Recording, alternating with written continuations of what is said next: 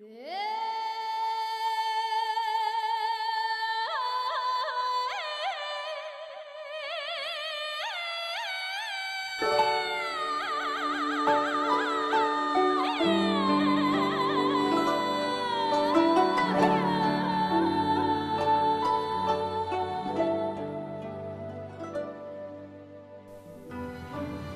орон өргөн дэлхийн өнцөг булан бүрт ажиллаж амьдран суугаа элэг нэгт Монгол ахын дүүстэй шин цагийн ухтал сар шинийн мэндийг дэвшүүлж амар амгалантай нэрэн мэдчлээ.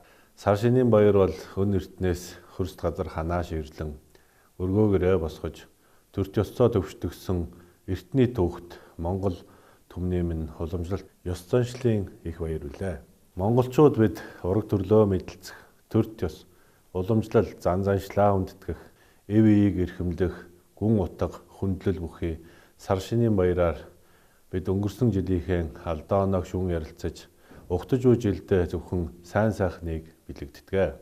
Өлөрч буй гал бичин жил байгаль цаг уурын хувьд өрн хавар, дэлгэр сайхан 100, налгар намар өнтөө өвөлдөө илжилсэн сайхан жил байлаа.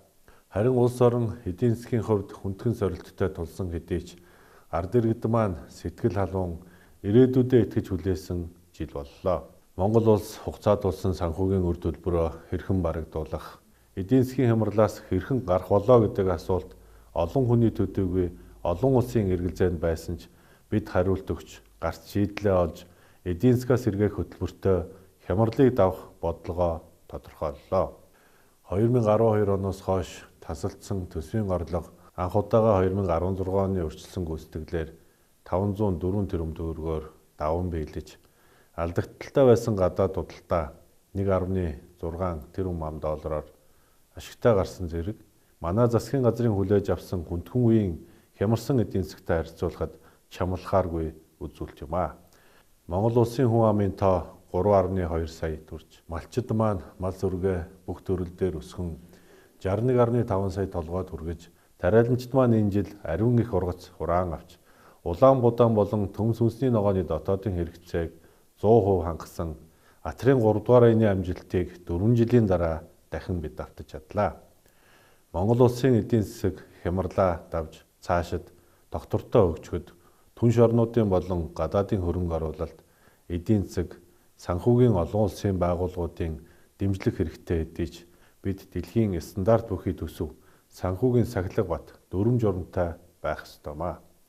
Монгол улс ганцаараа зэстэй, нүүрстэй, уул уурхайн баялагтай мэт бүдэлж буцахтаа шороод байсны горыг өнөөдөр улсаараа ард түмнээрээ үүрч явнаа.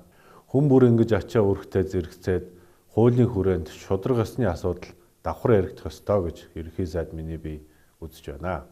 Улс орон үр хүүхдийнхээ маргаашийн сайн сайхны төлөө өнөө үеийнхэн бид зөвхөн хөдөлмөрлөх хийж бүтээх л үүрэгтэй маа. Өөрөөр бидэнд амрах зав, алгуурлах цаг хугацаа гэж байхгүй.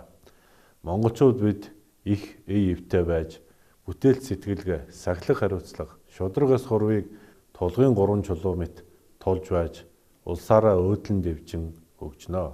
Ирэх чөлөөт Монгол оронд минь хөдөлмөр, бүтээн байгуулалтыг өрнүүлэх хаврын сайхан улирлаар 1 жил эхэлж, бэлэг дэмбэрлийн дээдийг хилцдэг төрт ёс, түүх соёлын маань тод илэрхийлэл болсон сар шинийн баяр маань өргөн дэлгэр сайхан болж байна. Цагаан сар бол Монгол түмний минь ургийн баяр. Ахан дүүстэйгээ уулзаж амар мэндээ ирдэг учирлын баяр үлээ. Миний бие гэр бүлийн хамтаар төгс уянт азаа борлууд, ахан дүүс, эдэр залуус, эрхэм дүүнер та бүхэндээ сар шинийн мэндийг дэвшүүлж алтан унжлах тэмээх улаагчин дахиад жил настан дээлтэй, нялхас дэвэлтэй, улс оронд минь үлзгээ ишгэ хайрлахын өрөөлийг өргөн дэвшүүлж байна. Монгол түмний минь үлзий буйн дэлгэрч, үнэт жаргалан дэвширгээ.